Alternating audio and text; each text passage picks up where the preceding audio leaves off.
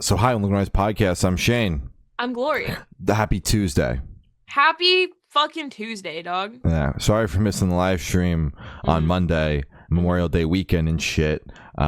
Chose to celebrate the holiday, take the day off. Exactly. It was crazy. Yeah. You just texted me and you said, "Hey, you want to do this another?" And I said, "Man, you don't even have to ask." I'm like, I'm not even going to be home. So said, you really "Hey." don't have an option. You don't know unless I was like, "No, pull out your phone." Where you I'm live streaming this shit. I'll do it for you. I got it, man. I got it. Find a quiet spot. We're doing the podcast. Find a little corner, and I'll send you the raw footage. You can edit it and upload it too. Yeah. Great. But yeah, we celebrated Memorial Day. We're back at it, but it's a happy Tuesday because this is going to go out on Tuesday. I'm saying that now so that it goes out tonight when I inevitably edit this 30 minutes before it goes out. But it'll be out there. How wonderful. It's going to be there. It'll happy be there. Tuesday. Happy Tuesday. Had a long weekend of shows before Memorial Day. I called it Ice Nine Kills weekend. You want to know why? Because I went to 3 shows and I saw Ice Nine Kills 3 fucking times. You've now seen them more than me. Yeah. One more time. Yeah, I've now seen Ice Nine Kills 8 times. God damn. Friday. Damn. Friday, I saw Ice Nine Kills, Limp Bizkit, and Metallica, which is such a stupid lineup. It's like a random name generator, you know? It makes no fucking sense. Who put that together? Ice Nine Kills was great. It was cool to finally see them in a stadium. I missed the last run with Metallica where Five Finger Death Punch was the direct support, and Ice Nine Kills was opening. So, you know, this bill was a little bit more fitting, although I like Five Finger Death Punch as well. So Ice Nine Kills was cool. They played a majority of the songs off the most recent album, as well as the new song, and then played one song from the Silver Scream 1. But it was cool. Which song was what? Grave Mistake? No, The American Nightmare. Oh. Yeah. Sorry, I hate that song so much. Limp Bizkit was dope. They were fucking awesome. It rained during their set. Unfortunate. It came down during their set. What down? It's fucking disgusting. Limp Bizkit, that is so wrong. That is so fucked up. But yeah, it was awesome. It was great to finally, see them again. Although I think I only saw them last summer, so has it really been that long? It's always too long without seeing Limp Bizkit, I could see Limp Bizkit every day of the week and be happy. Biscuit bumping every single day of the week and be absolutely stoked. But yeah, they were great. Played Break Stuff twice. Doesn't get much cooler than that. And then don't they also cover like the fucking Stranger Things song? I don't care anymore. The big one, not Enter Sandman. The big Metallica song from Master Puppets. They didn't do it at that show. I did see on the set lists that they were doing like a snippet of a Metallica song. I'm like, that's funny. That's a Limp Bizkit thing right there. That's so Limp Bizkit. Covering Metallica. Covering the band you're opening for. Yes, that is such a Limp Bizkit thing. But yeah, I never thought I'd see Limp Bizkit open for a band. Honestly, kind of just feels like that. Yeah, it kind of just feels like they were going to do their own thing, like with this comeback. But Metallica calls you answer that call. Exactly. And then only stayed for a few Metallica songs, because not a big fan of Metallica. And then it rained and then got really cold. Soaked jeans. Not a good combination. So stayed for like 4 Metallica songs, just so I could say that I saw Metallica. I thought they were all right. I was honestly not as impressed by the stage shows I thought I was going to be. I figured Metallica, there was going to be all sorts of crazy shit, but really, the gimmick is just the circle stage. They just kind of, you see with the openers. They just kind of go up there and they rip it. I think there's like some effects and pyro and things like that towards the end. I see it on, like, they post their set list every night along with the things that happen during those songs, almost as if it was like a stage set list, because the stage set list would have written on it what's going to happen during those songs. And towards the end of the night, there's like some pyro and things like that. But I figured they'd come out with a big fucking bang. I was hoping for some fire to like warm the place up a little bit, considering it was like I don't know, very cold. Yeah, just rain. And if they had warmed the place up a little bit, I might have been able to stay for more of the show. Although, very glad that we left as early as we did, because I saw online that there was an hour and a half wait to get out of the parking lot. Pass on that for sure. So yeah, we left 4 songs in, and yeah, it was easy breezy in and out, straight, just got right out. Took my time getting all my shit together and pulled right out. Not a problem. Was home in bed by midnight. Damn straight. That's the goal. Always. Yeah.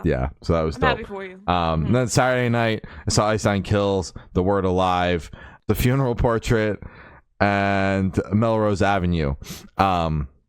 That was dope. Melrose Avenue was great. I only knew the song Fool the Beggar, because that song's been all over Sirius Octane, but it was their first time in America. It's cool to see them. The Funeral Portrait, great as always. They fucking rocked. Crazy to see them playing a stage that big. I actually preferred, I liked their set a little bit more this time around versus the last time I saw them back in February. The Word Alive was fucking phenomenal. Played their new song that comes out in a couple of days. Ripped a lot more older songs than I thought they were going to. I feel like the last time I saw them, it was a very new album focused, which is fine. I love the new record. But they went all the way back to their song that's called 2012.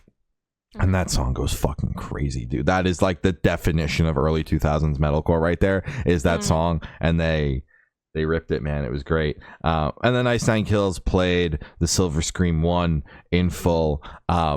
And it was awesome to finally see that record live, because that is probably my favorite Ice Nine Kills album. It's the album that got me into the band. So I had a great fucking time getting to hear a lot of those songs live, because I've seen them so much in the new album cycle where the set list is always new album focused. And don't get me wrong, I like that record, but I do not like that album nearly as much as Silver Scream 1.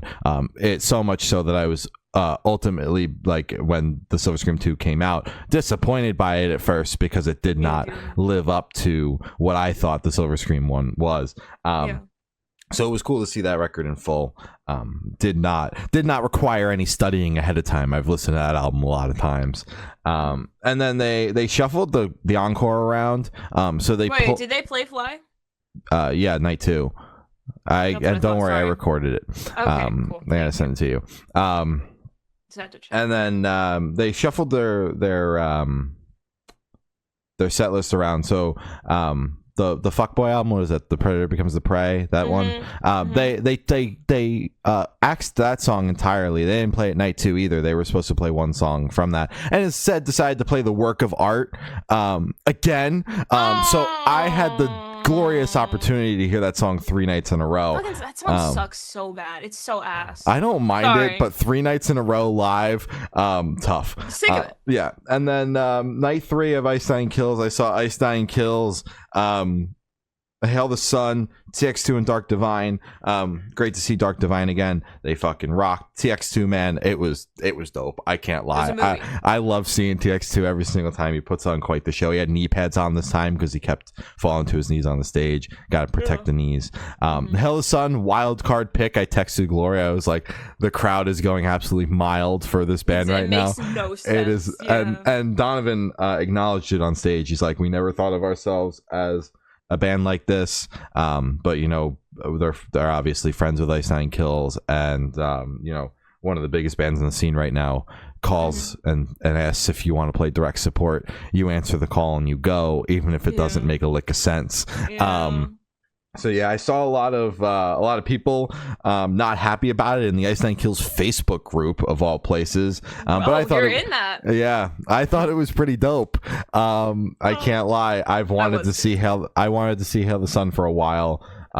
So this was just, I don't know if I'd ever make my way out to a Hail the Sun show, because I'm not a huge fan of them, but they were like, if they're there, they're a band I want to see, kind of thing. And they just so happened to be there, so this was perfect for me. Check them off the bucket list, move on. And then Ice Nine Kills came out. They played Welcome to Horrorwood in full. Very much goddamn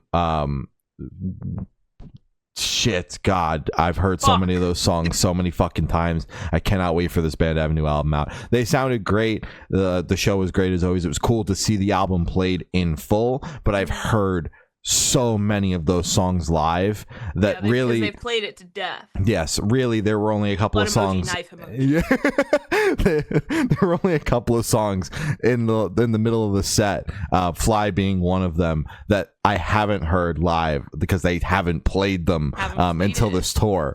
So yeah, that was cool. And then again, the encore, they played a work of art to close the night off because everyone loves it. And I was like, there's a 50-50 chance they're gonna play this fucking song, or they moved the encore around and they're putting the song that I want to hear tonight. A work of art comes on. I leave my seat. I exit, and I am out of the parking garage before the show is over, because I'm damn like, straight. I like this song, but I've heard this song way too many times now between Sirius Radio, Spotify radio, my own listening, and now the third night in a row. I have somewhere to be after this. Yeah, it's just so.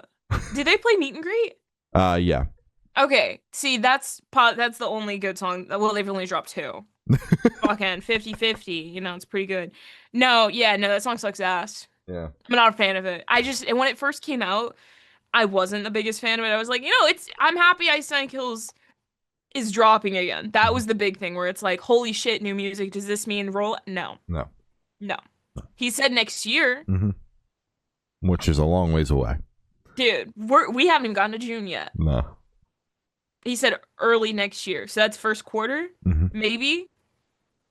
That shit ain't happening. No, but yeah, I was like, I got a long drive ahead of me after this.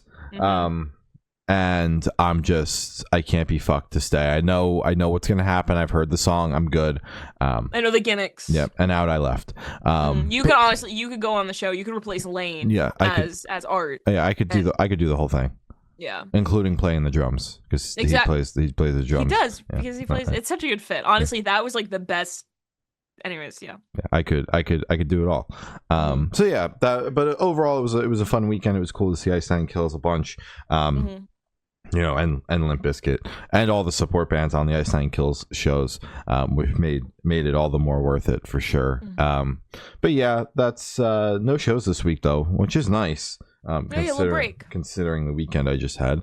But coming up, I got The Weeknd. Speaking of The Weeknd, I got The Weeknd and Playboy Cardi, which is such a fun, I am so excited for that. It's such a funny lineup. For you, yeah, I would be so stoked. Actually, my brothers would be so stoked to go. Me personally, I passed up the opportunity to see Playboy Cardi. But I'm so excited. I'm so curious to see what you think, because he puts on a really, his crowds are really cool. So I'm intrigued. You have a seat, right? Yeah. Oh yeah. Way up good. In the nosebleeds. You're safe. Oh, all right, because they get rowdy. Yeah. They get rowdy. So yeah, no, I'm excited to hear your review on that show. Yeah. I know you like The Weeknd, but I'm intrigued for sure. Yeah, I'm excited to see The Weeknd again. But yeah, I'm just glad that this time around there's an actual artist opening versus 2 DJs. Fucking 5 DJs. I mean, he still got Mike Dean opening the show, going first. But I know that him and Mike and Dean work on a lot of music together, so I guess fine, it makes sense. But last tour it wound up being 2 DJs because Doja Cat had dropped off. So I don't even want to fucking think about that. So I had such good seats. Yeah, sorry. I know you did. But yeah, I'm just glad that there's a real artist this time. It'll make getting there early worth it versus painful. So yeah, that's what I got coming up.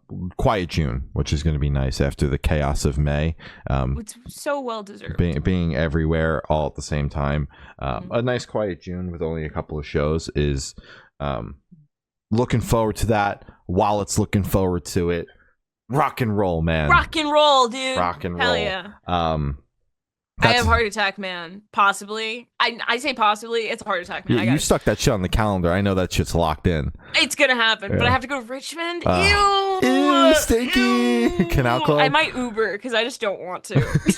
But it's also like, and then I might I'm saying this, it's probably not going to happen, but I'm trying. I really want to go to the home team Dance Gavin Dance Belmont show in Charlotte. It's going to be a stretch of everything, but the lineup is so fucking good that I'm like, I might have to get an Airbnb for that. Like, I might have to like make some commitments, some serious commitments for that show because it's just so fucking good, dude.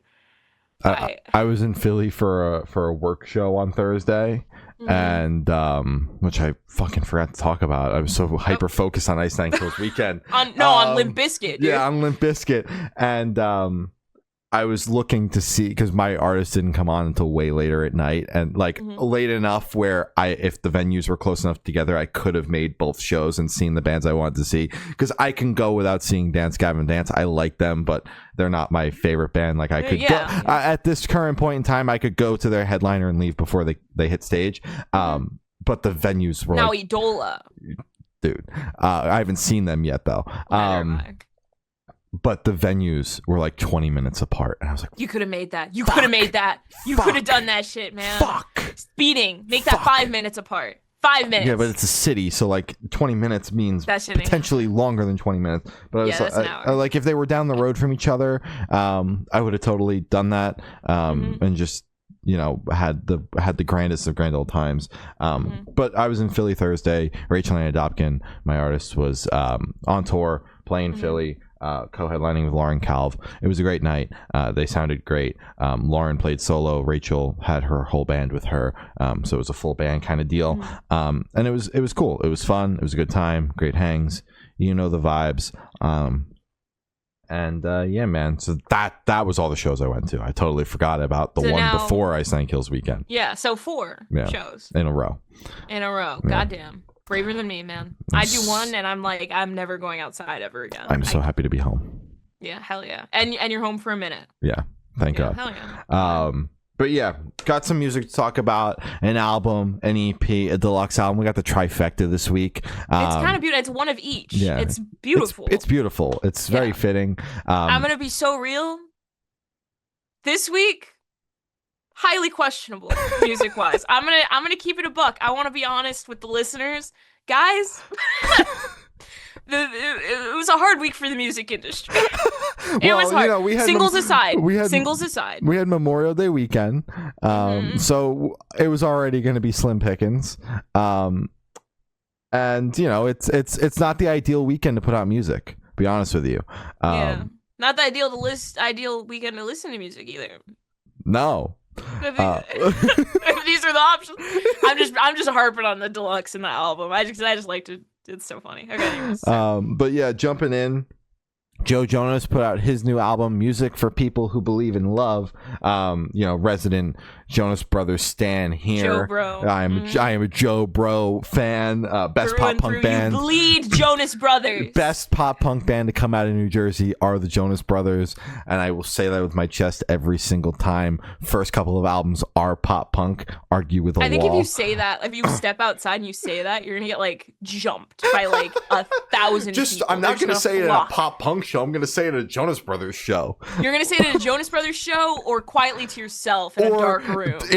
During a Joe Jonas review on my podcast, where the target audience is Jonas Brothers fans, and where you can delete comments that disagree with you. If you disagree with me, argue with a wall. How's that sound?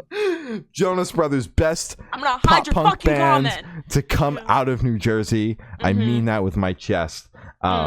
Big Jonas Brothers fan right here.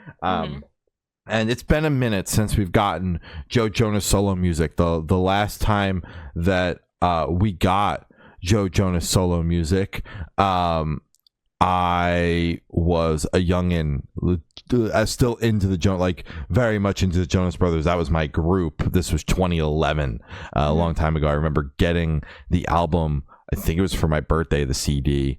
I got it as some sort of gift. I want to say birthday, but I don't know when it came out. Actually, I can just check. Let's see. It could have been birthday because it came out October. Birthday's November. Yeah, close enough.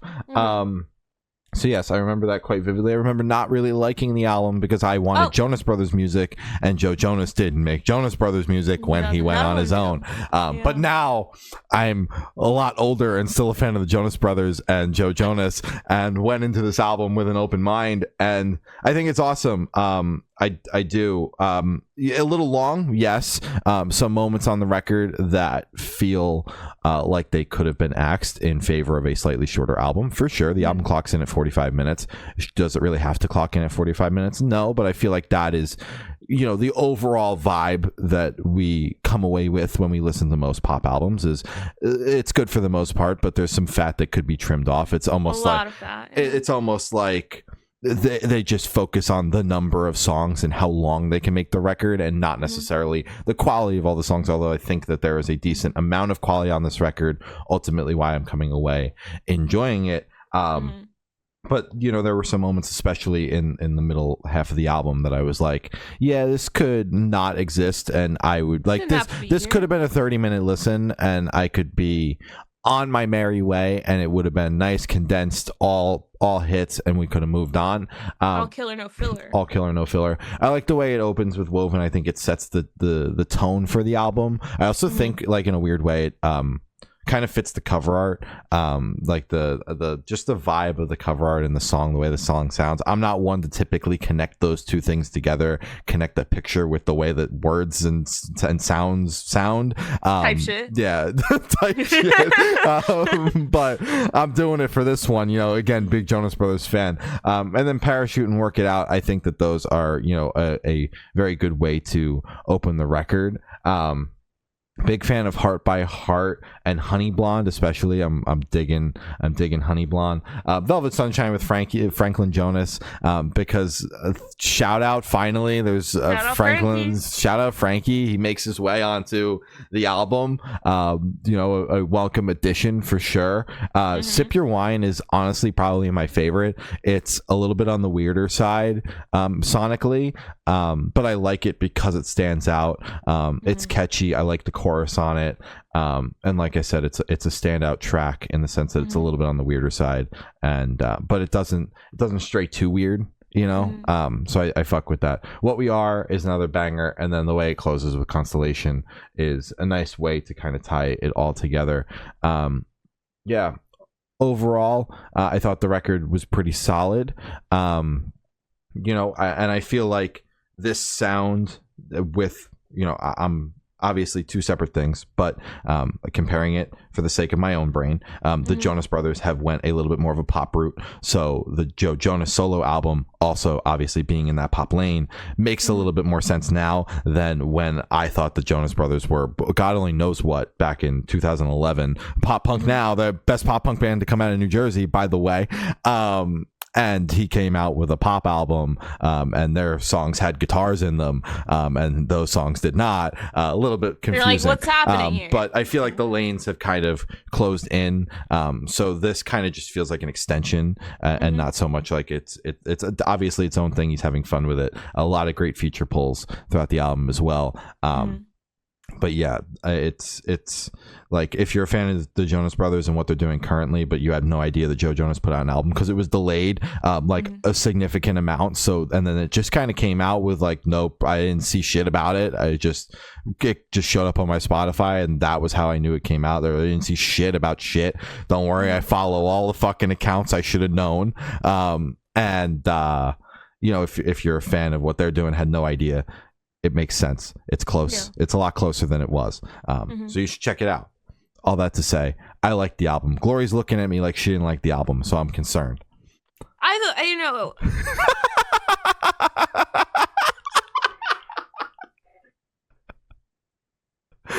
Yeah. It's a pop.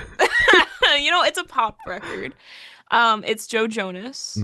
I've never been the biggest. I'm not a Joe bro. No, you're not. When I bleed, I don't bleed Joe bro. I don't bleed the Jonas Brothers. You do. That's what I do. I bleed that Joe bro blood. That's honestly, hell yeah. It's nothing special to me. It's because I didn't. Fuck. If this was like, who did I grow up with? Damn, Harry Styles is washed now. Louis Wash now. I was gonna try to compare it to One Direction, like, oh, if this was like one of no, they're all dropping hot dookie right now, and I call it hot dookie. I don't know. I thought it was just fine. It's a pop record and it did its job. I mean, it has a lot of different elements in it. It covers a couple different genres. It's still in the pop under the pop umbrella, but it's like there are a couple like very bright sunshiny tracks. There's like one or two moody ones. There's a fucking country song in the middle of the record which I did not like because it was like smack dab in the middle and that was just it didn't have to be there. We didn't need that. There, I really liked What We Are. I did enjoy Velvet Sunshine with Frankie. And I thought Constellation was good. I mean, I think it's just like it's a solid pop record. Um, but I don't know. I want to see something different. Maybe it's just because like I also kind of still see him through that pop punk lens where it's Mhm. just kind of like I don't know. I want more oomph. I want like he's been in the music industry so long. I want him to get more creative. I want him to step outside the box. I want him to do something that's like, oh shit, Joe Jonas did what? This It is kind of, it fell into, what I expected yeah. and The not what I the wanted. the lanes coming together so seamlessly. It's almost like it is kind of the safe route Yeah. of like just kind of making an extension of what he's doing with the other two. hmm So yeah, I get that, and I definitely feel that. Hence why I latch on to some of the more experimental, if we want to use that word, experimental-ish songs that don't fit into the typical pop umbrella that go throughout this album. Because like you said, it's littered with songs that don't fit under that umbrella. Although the record, all encompassing, is a pop album, It's a pop obviously. album. Yeah. But yeah, I didn't think it was terrible. Like I No. said, I liked it for the most part. There are some songs that I could have went without about 15 minutes of this. hmm We condensed it down to a nice 30-minute listen, and we got a straight up pop banging album. hmm But I digress. Album was all right. hmm Makes sense that it wasn't your favorite. You're maybe not the target audience. I like I said, I bleed that Joe Bro blood I was gonna say, yeah, through and through. through and through. Through and through. Hell yeah. Hell yeah. Green Day dropped their deluxe album, Saviors. They goddamn did. That's for sure.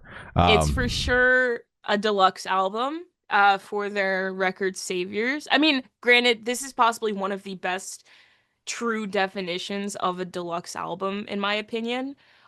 It has one, two, three, four, five new songs mhm. and two acoustics. So instead of it all being remixes and acoustics And and one new whatnot, song that was a single. exactly. So honestly, I'm not Props. mad at the actual package of it. I think there are a couple great songs on here. I think there are a couple, yeah, that's Green Day Mhm. songs. Fuck Off being one of them. On revisiting it, I think Ballyhoo is a pretty good song and also Smash It Like Belushi. So the singles that they dropped did make me, after listening to it in a full package, just one after another, made me go, huh, yeah, what was I talking about? That's just Green Day. It's just Green Day. And I think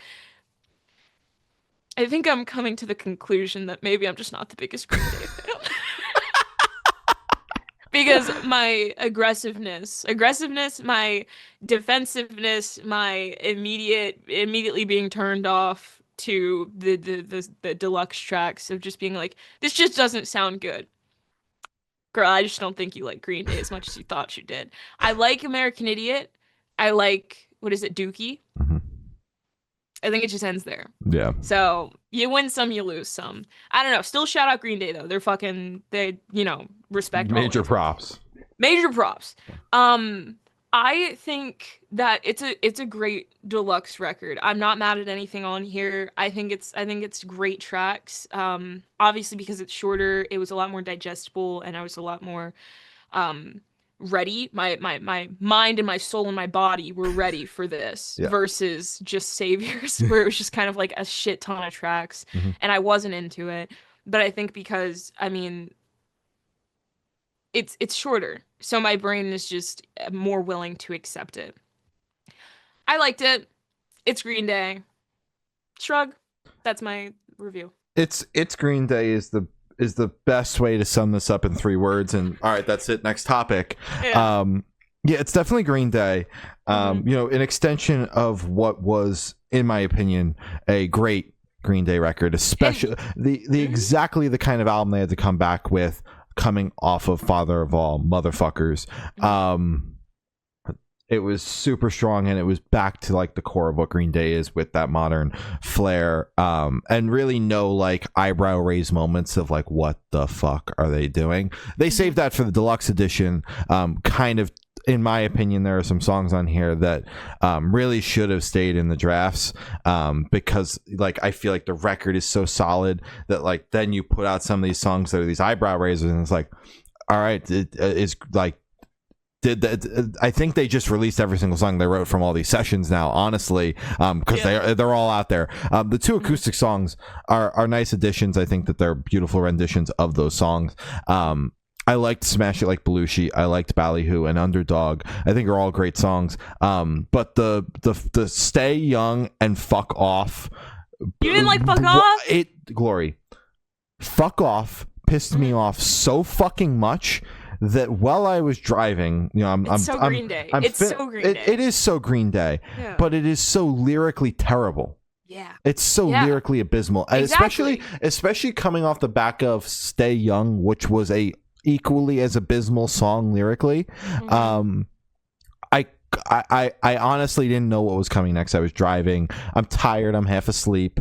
You're just angry at the world. And I'm pissed the fuck off that I'm listening to Green Day's deluxe album and they just sang the words "Stay Young" for 4 fucking minutes in a row, and now he's spelling the words "fuck off" to me. I wanted to call Billy Joe Armstrong myself and tell him to fuck off for putting the song out. That was such like a Gordon Ramsay delivery. I don't know why, but hell yeah, dude. Hell yeah. So it filled me with so much rage that I had to give this deluxe edition another go this morning while I was driving back from the destination I was driving to on Sunday night. And yeah, same rage. Be honest with you, pissed. but I was managed to get through it because I knew I was a little bit more awake. I was a little bit more with it. You know, not as angry at the not world. half asleep. Didn't just hear a work of art by Ice Nine Kills for the 3rd fucking time in a row. We can't keep doing this. So yeah, it was just a culmination of a lot of things that ultimately really pissed me the fuck off. And I really don't like those 2 songs. I'll be honest with you. It does feel like it kind of. Not that you know, people are going to go and listen through the entire deluxe edition and be like, damn, that really tarnishes it. But the way I felt about the album and how important that this record was in terms of, you know, coming back from the previous record, Father of All, you know, putting out a couple of songs that, in my opinion, lyrically kind of fall in the Father of All bucket, just kind of tarnishes how good this entire album and this entire package and rollout and everything for this record has been. But that's just a personal feeling, you know, and not even being this huge Green Day fan, just being like, this record had to happen, in my opinion. Stepping stone. So redemption. So yeah, that's all. But I do think the rest of the songs are solid. They can clearly still write songs. I liked the album a lot more than I thought I was going to. And you know, Smash It Like Belushi and Ballyhoo, especially, those were the singles, are the standouts on here. But my visceral hate for those 2 songs aside, I think that the deluxe is pretty solid and the album is fantastic. So this is a nice surprise, a nice addition to get a few more songs from the sessions and then probably be on to the next thing. Or, you know, they're going to celebrate more anniversaries because they have 11 fucking albums. And it's coming up. And we'll see them again in 3 to 5 years. House of Protection dropped their new EP, Outrun You All. This band has kind of popped up out of nowhere, and I'm loving it. I was gonna say, where did you find them? So what's their deal? Why are they here? Where did I find them? They've been popping up as some features on some things that I've been listening to, other things within the scene. Most notably, the Architects record, Brain Dead. They were on that. Okay. And I've just been hearing their name around, and thought that what they were doing was cool and wanted Mhm. to, Keep it. cover the EP, because I think I had heard Fire on Serious Octane at some point, and they're also they're the two members of Fever 333 when they're not in Fever 333 anymore, The but ones that they dipped. they they were the ones that left. They came together, they made this project Oh, now. um that's so okay, because I was thinking of Fever 333 when I was mhm, listening to this EP, and I was like, it sounds like they're influenced by them. That's they were insane. in Because there. I read their bio, because I was like, something here is so familiar but Mhm, new. mhm. Yeah. So God, I love they're music. I they're a fucking love. Oh. they're they have obviously the people in the band have been doing it a long time, but the project is new. And Yeah, this is my first time listening through like a full House of Protection thing. Like I said, I've heard Fire, and I really have dug the feature that they had on Brain Dead off the Mhm, Architects record, as well as just seeing their name about just in conversations, because what they're doing is super cool. mhm. I really dig this, and that's it. Like, every single song on here is something a little bit different, Yeah. but it comes together and creates a super cohesive package. Dare I say, use the word dynamic. The EP is very dynamic, Whoa. but I do like that with an EP. Mhm. When we've talked about it on the podcast with other artists that have done EPs and interviews and things like that, where it's like the EP is a taster palette of like everything, and then when it's album time, you laser focus it, like you showcase all the things you could possibly do, and then maybe when it's album time, you laser in on whatever you think you're strongest at. So this EP kind of covers the gambit of a lot of different things. I'm a big fan of Fire. I think that's my favorite. That song is so strong. Me But too. I also really like I Need More Than This.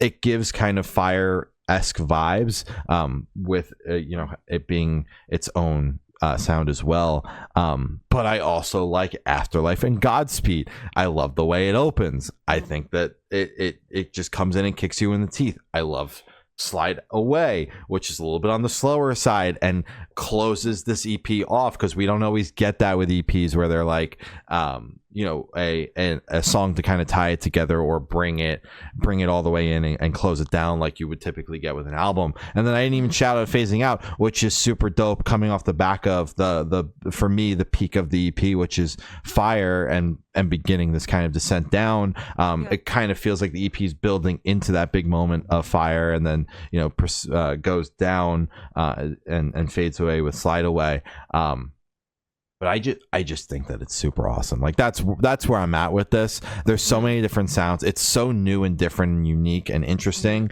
But it still falls under the umbrella of the alternative metal community, things like that. And it's super cool to see artists embracing this, and calling on this band to feature on things like that. And Mhm. I just think it's super dope. The other way I heard of them, because it's just coming up as I'm talking, they were on tour with Poppy. They opened the Poppy part of, I don't think they opened the whole thing, but the Poppy US tour, they did a bunch of dates of that.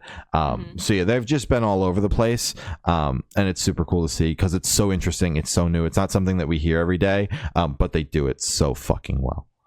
Hell yeah. So I was actually gonna go the opposite. I'm noticing with kind of this new generation, I Mhm, guess, of metalcore, is that everyone, general statement, mhm, obviously not fucking everyone, a lot of these newer bands are doing a mixture of metalcore with a heavy electronic focus, mhm, and I'm really fucking digging it, because it is two very different genres that line up so well. It makes so much sense. I mean, the super heavy beat drops, or the super like punchy bright like techno, or synths, or anything like that. That's what I'm seeing, just like with a lot of metalcore albums and bands, like the Acres record. mhm, That album had a lot of those electronic, sometimes hyper pop just moments. Same with the Wind Waker record, which, I mean, come on, everyone and their mother fucking knows I loved that record for those reasons. It's something new, it's bright, it's flashy, and it just makes sense. And it fucks live. It's mhm, just everything. It's like the perfect storm. It's incredible. So especially with Fire, honestly to me it sounded eerily similar to Built to Bleed by Akers. I think how it starts is almost identical. If I'm being completely honest, it is very eerily similar. Not saying that one copied the other. I'm just saying that's what I heard. It's the new thing in metalcore, so obviously there's going to be a lot of overlap. And it's just a fucking badass way to start a song, so I'm not mad at it at all. You're Yeah. telling me I get two? Hell yeah. Hell yeah. If we're doing shit like that, dude, give me five more. I don't give a fuck. Um, so that's what I really like about this record is it is following the trend of metalcore heavier elements mixed with electronic elements, Mhm. really like rave type shit. And I think it's awesome. I love that you mentioned Fire. It is the big track off the record. It is the big one for a reason. It is a killer song. I really liked Afterlife a lot, and I did like the other, the B side, which is, Fire, Phasing Out, and Slide Away. I think the record's phenomenal. This was a pleasant surprise. I obviously in passing, now that you mention it, I have recognized their name. I've seen them before. Happy that it's the Fever 333 guys because I fucking love that band, so I'm happy to see that their brains are still in music. Mhm. So that is very exciting and I'm so stoked to see what else they have going on because this is incredible. This is great. Big fan. Yeah, I think we're going to be seeing a lot more of this band in the very near future. Just everywhere. I think they're going to be Yeah. everywhere. I would be so okay with that. Me too. I'm so down. I'm so down. Woe Is Me dropped their new single, Devil in My Mind. Hell yeah, Woe Is Me. Welcome back. I mean, even though we said welcome back last time, Yeah. just a forever welcome back. You're always welcome. Always and ever. Yep. Welcome back. Do you get it? Yeah, You get it now? All right, cool. I got it out. You got it out. Hell yeah. Hell yeah. Uh, Sorry. Joking on it. Okay, sorry.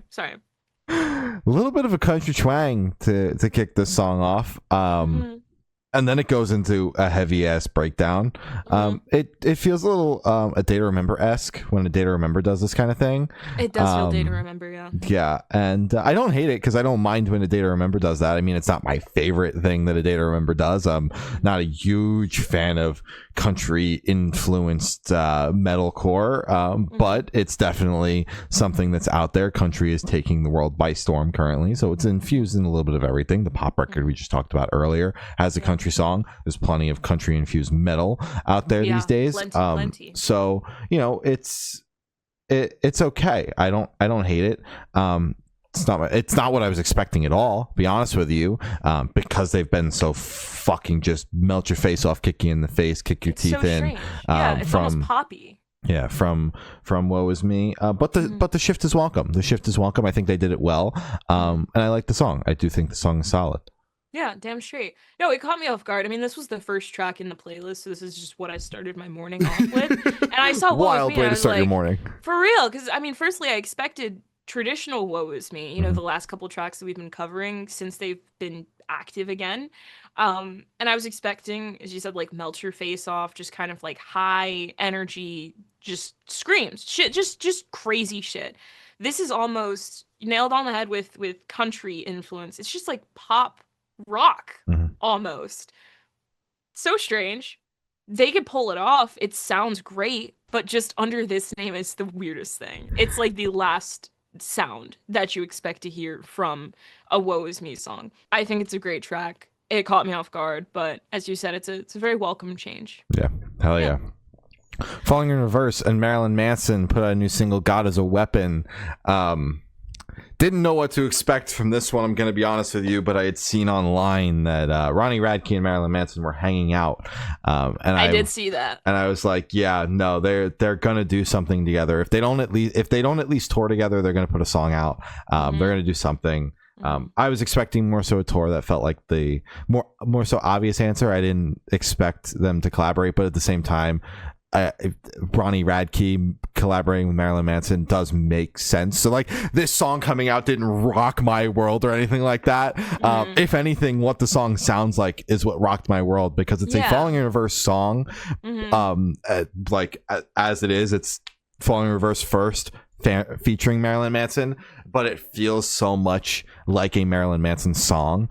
I was gonna, because it's like eerie and spooky and like gothic. Yeah. So, and I was like, this is not Falling in Reverse. I think I'm with you. I think it would make more sense if it was a Marilyn Manson song first. Yeah, Yeah. but I mean, honestly, at this point in time, Falling in Reverse, which it's wild to say because Manson has had such a long career and he's Yeah. been at the top of his game for much of that career.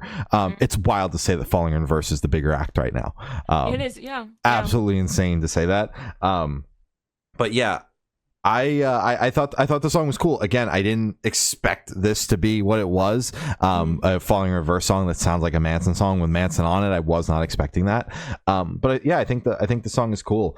I've been spending some time with it. I like Falling in Reverse, and I think that this song is fucking solid. I'll be honest with you.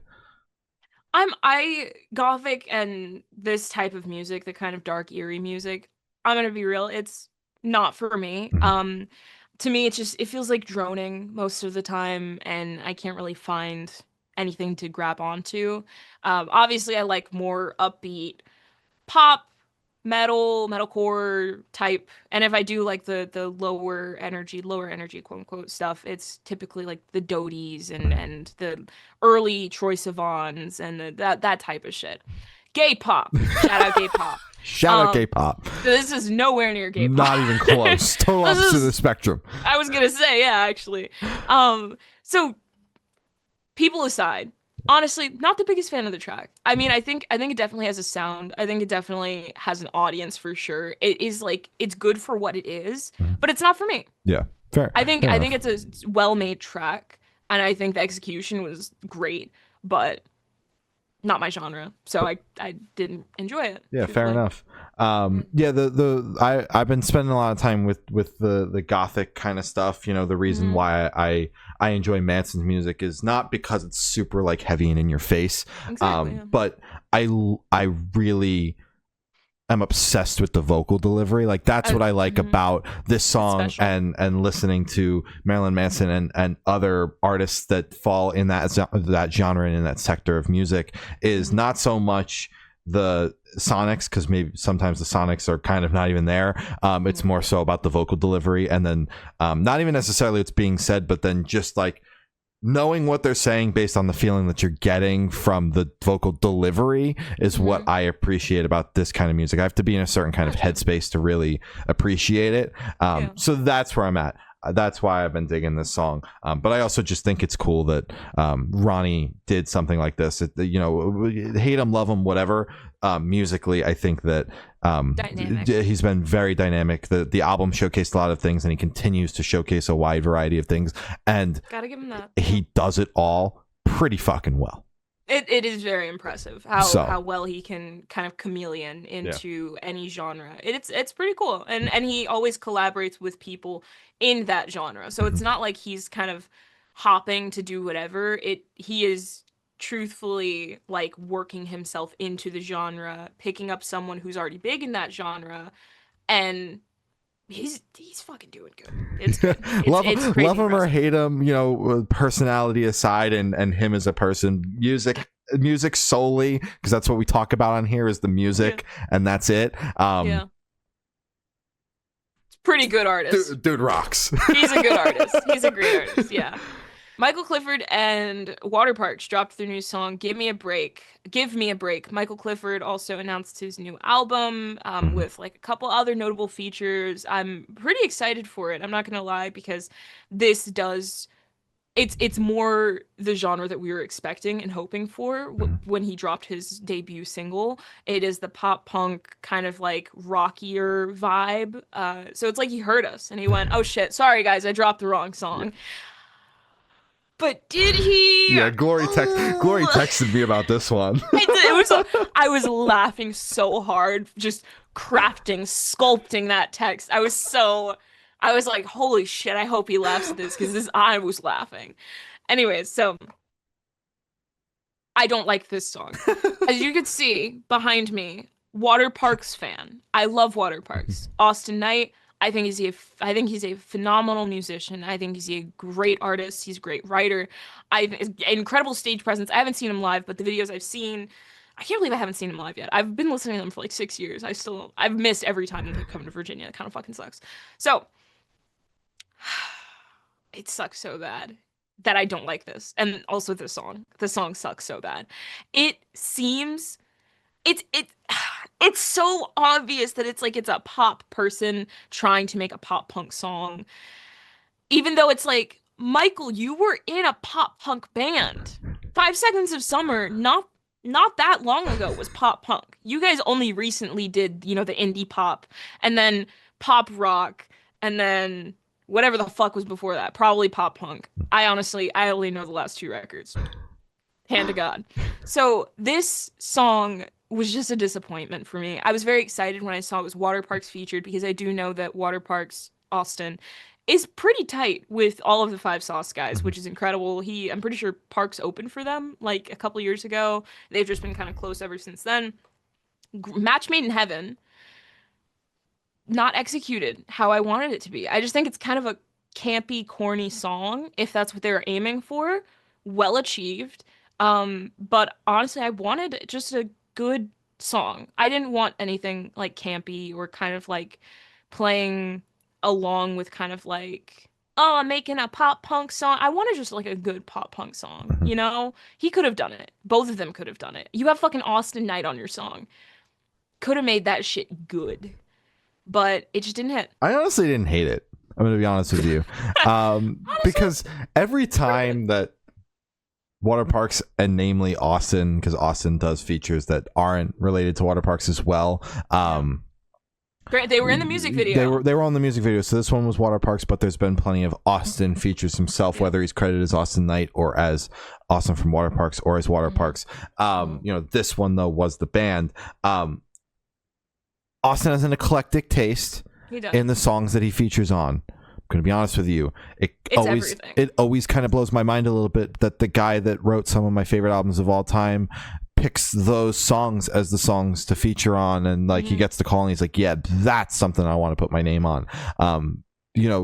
So I genuinely had no idea where the song was going to go with that in mind, because there has been some songs that I'm like, I cannot believe that he sang on this. So this song was pretty normal in the grand scheme of things, in the grand scheme of songs that I've heard Austin feature on. It was towards the normal, this one was side. This was honestly a wild card. With it being on the normal side. I didn't hate it though. I thought it was solid. A little corny, yes, but way more up the alley of what I thought that this Michael Clifford project was going to sound like. I know he announced the album, so I'm sure there's plenty more coming where that came from. But yeah, I didn't hate it. This is a collab that this needed to happen for fucking 10 years now, so I'm just glad it happened and we can move on, and song's all right, and leave it at that. Songs I honestly, I wish it didn't happen because my expectations were so high that I feel like anything was gonna smash. Yeah, it's been a long time coming. It was a lot to live up to for sure. It was, yeah. We Came as Roman dropped their new single, No Rest for the Dreamer. Shit absolutely kicks ass, bro. Fucks. Straight in my gullet. Straight to the balls. Yeah. Fucks. I Prevail dropped their new song, Violent Nature. Thoroughly enjoyed this one. This one checked a box in my head for me. It was that upbeat, kind of catchy. I don't know, I liked it. I liked it a lot. Yeah. This is straight up kick to the ball. You want to talk about a kick to the balls? It's this song. This is their first song without the co-vocalist Brian. Brian is no longer in the band. They have mutually parted ways. And this is honestly what I expected the first song back, because like we still got it. I love I Prevail, and I'm curious to see where this new era is going to go. Without, like, I know that one of the other members is picking up co-vocalist duties, but Brian's vocals were so unique and really created an interesting blend within the band. Those big soaring clean vocals, and then Eric's absolutely insane guttural screams really made this super unique blend. And I think that's definitely part of why the band is as big as they are. So I'm curious where this is going to go, but I figured the first song out the gate was going to be like, we still got it, we're heavy as shit now, and also fuck you in the meantime. And that's exactly what this song was. That's what happened. Yeah. And I'm here for it. I saw it coming, and the song fucking rips. Right. Honey Revenge dropped their new single, Risk. Dude, this fucks. It's Honey Revenge. Yeah. Come on, do we have to really say anything? I mean, it's poppy, it's upbeat, it's catchy as shit. It's Honey Typical. Revenge, and I fucking love them. Hell Yeah. yeah. Dance Gavin Dance dropped their new single All the Way Down. I fucking love this new Dance Gavin Dance. I think it all makes sense. I love the intro. Fucking countdowns, they just make sense to me. You know, it's great. Same the home team new home team song. Only the music video has it. The Heart Attack Man record starts with a countdown. I need more countdowns in songs. It just gets me hype. It does something. Get you going. Hell yeah. It does. Yeah, hell yeah. Shout Hell out yeah. countdowns and songs. Yeah. Yeah. I thought the song was cool. I preferred the first single a little bit more than this one. But so far I've been digging Andrew on the vocals. And you know, I think that this is the best that Gavin Dance has been at in a minute. You know, I really like Andrew's vocals. They're not too high pitched for me, you know. So I'm digging it. Dark Divine dropped their new single "Make Me Disappear." Man, this shit fucking rips. I'll be honest with you. Dark Divine is fucking solid. You know, assuming this is going to be the start of something new. We've exited the debut album cycle. You know, we closed that off with the deluxe. Now we got new stuff. So I'm curious to see where this is going to go. I think the song is solid, and I'm excited for more. Yeah, I thought the song was great.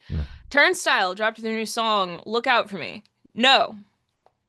Yeah, I'm glad it started out with a riff and then it was 2 minutes of atmospheric garbage. Gonna be honest with you, one of my least anticipated records of the year. The only reason I am anticipating it at all is because I'm curious to see not how hardcore it is and then see how hard people cope with that online. Same with people talking about fucking Sleep Token. It's a pop record, guys. I don't give a fuck. It is a our pop comment album. section is going to read the exact same way that it reads currently on the Sleep Token review. I'm going to be honest with you. You're all in denial. Haven't heard the Turnstile album yet, but I know that the review is going to be the same goddamn thing and people are going to be pissed, and I can't wait.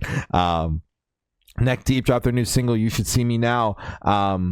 I honestly, gonna be honest with you, because I'm honest about the song. I'm being truthful about the song, leaving it all on the table and shit. Type shit. Yeah, type shit. And I really didn't think that the song was all that good. It's not good. No, it felt a little repetitive, and I feel like Neck Deep can be a lot better, and this song was not it. Oh, Neck Deep has done so much better recently that this did kind of catch me off guard. I was excited to see them on the playlist because I love movement from them. But yeah, this song didn't do it. Also, it just sounded weird to me. It just sounded too low, I guess. Something about it was just mixing wise, it just sounded off. I don't know. I didn't like it, and I didn't enjoy the song. Yeah. MGK dropped his new song Cliche. He's pop now. I thought he was a rapper. I thought he was a pop punk artist. But I thought that he left pop punk after that abysmal pop punk album to go back to rap. And then it didn't live much in the rap world before he's in the pop world. All that aside, though, kind of fucks, dude. I was gonna say, no, it's catchy as shit. I wasn't gonna put it on the playlist, and then it was all over my phone. I couldn't get away from it either. All of the big, accounts, all the big news, music news outlets that I cover, that I follow on Instagram. This was all over my timeline Friday. So I finally listened to one of the clips, and I'm like, oh god damn it. Dude might have made the song this summer. Like, genuinely might have made one of the songs of the might have made one of the songs of the summer. This shit is super catchy. It fits the vibe so well. And this is honestly the best that I felt MGK has been in 5 years, because I really like Tickets to My Downfall, and I think that this is the best since then. I genuinely fucking love this song. Damn straight. No, and it sucks. I'm gonna have to hear him for the rest of the summer. Electric Callboy dropped a new single, Reverie. It's Electric Callboy. Electric Callboy. I liked it a lot. I'm very excited. I feel like Electric Callboy, for me, I'm learning with their last single and this one, because I was thinking about them a couple nights ago. And I was like, why haven't I revisited Elevator Operator? But I don't know. I think they're more of an album band for me, where it's just I have to have them like hit after hit after hit after hit, because I'm not just going to keep this one song on repeat, except for Ra-ta-ta-ta-ta. There was something special in that song. I think everyone agrees with me on that one. There was just something. That wound up being one of my top songs of the year. It was fucking weird. It's just because it's so... Anyways. So, I liked it, but I'm not going to play it to death. Not because I don't want to, but because I just won't. It doesn't have the replay value for me yet, I guess. But I'm sure when the album does come out, it'll be one of the songs that I can't get enough of. Yeah, this was good old Electric Callboy, super fucking dynamic. One second you're at the one second you're at the lowest of lows. The next second it is at the highest of highs. You're getting absolutely gut slammed by a crazy ass breakdown, and then the next second it's the most peaceful fucking shit you've ever heard. And that's the song in a nutshell. It's fucking dope. Good old Electric Callboy, you know. Damn straight. Jamie's Elsewhere dropped their new single, Traveler. I thought this fucked. I thoroughly enjoyed this track. I liked it a lot. Yeah. I'm stoked for more Jamie's Elsewhere. You know, it's cool to see that they're back. We had them on the podcast about the last EP. They're going to be dropping another EP next month, which I'm very excited about. I think it actually comes out in a month today, from today. So very stoked. Song fucks, man. And that's all the topics we have today. You can follow us on Instagram. It's Good Noise Podcast. Facebook is Good Noise Pod. TikTok is Good Noise Podcast. YouTube is Good Noise Podcast. All the audio streaming services, they are all Good Noise Podcast. And Patreon is patreon.com/Good Noise Podcast. Corey's got your Patreon supporters, Twitch subs, your important plugs, your merch store plug, and your Amazon storefront plug. And then we're going to sign off. Check out our merch. It is goodnoisepodcast.creator-spring.com. It has hoodies. It has t-shirts. It has no socks. Everything but socks. Got to change that. Add that to the do list. I keep forgetting. Anyways. Fuck. Okay, then we also have the Amazon storefront. It has all the equipment that we use to create the podcast. It has our monitors. It has graphics cards. It has cameras, mics, etc., etc. Thank you to our Patreon supporters, Matt from Pulses, Pop Punk Apologist, David Arrington, Tyson from Heal to Hurt, and Eric. And thank you to our Twitch sub, Matt from Pulses. Thank you, guys. Hell yeah. Thank you. Important plugs. Black Lives Matter. Stop Asian Hate. Be a decent person. Free Palestine. Just be a good person. Go to shows. For me, my back hurts, so I can't. So go to a show for me this week or next week soon, if it's good. I got you. Don't worry. Thank you. Say Playboy Cardi for me. Hell yeah. Hell yeah. All right. Well, that's all we have today. I've been Shane. I've been Gloria. And we've been the Good Noise Podcast. See you next week live as fuck. Bye. Bye.